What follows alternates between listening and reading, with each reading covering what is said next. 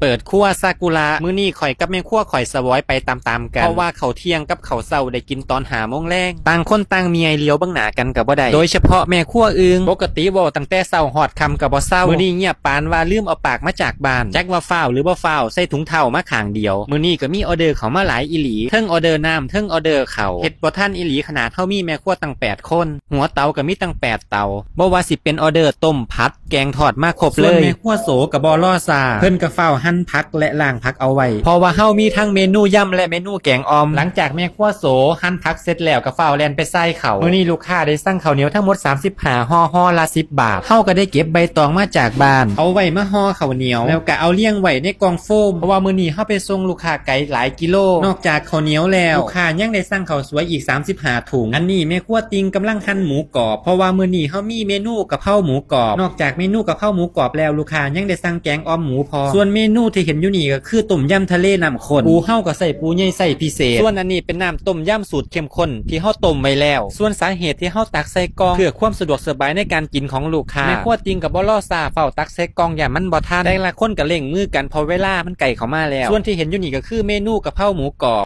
แล้วก็เมนูยำทะเลหลังจากตักใส่กล่องเสร็จแล้วแม่ครัวตาก็ได้มาปิดฝาและเก็บใส่ถุงมื้อนี้สำหรับผู้ใดที่มาใส่บริการช่วงเที่ยงทางร้านก็ขออภัยหลายๆเด้อครับที่บริการซ่านอกจากออเดอร์ส่งแล้วเฮายังมีออเดอร์จองโต๊ะอีก30 คนจังได๋มื้อนี้ก็ขออภัยหลายๆเด้อครับฟังแม่ครัวนุ่งนิดมือตำเฮาก็บ่รอซ่าที่เห็นอยู่นี่ก็คือเมนูตำปลาด้วยสูตรน้ำปลาเข้มข้นคือเก่าแม่ครัวนุ่งนิดลงมือตำพร้อมกันทั้ง3 โคกเลยนอกจากเมนูตำปลาแล้วลูกค้าก็ได้สั่งตำทั่วอีก3 โคกจังได๋ก็ขอบคุณลูกค้าหลายๆเด้อครับที่เมตตาทางร้านของเฮาตอนนี้ก็เฮ็ดครบทุกเมนูแล้วที่ไปส่งให้ลูกค้าทางอำเภอชนบทผู้ใดสนใจจองโต๊ะจัดงานเลี้ยงปีใหม่ก็สอบถามได้เด้อครับ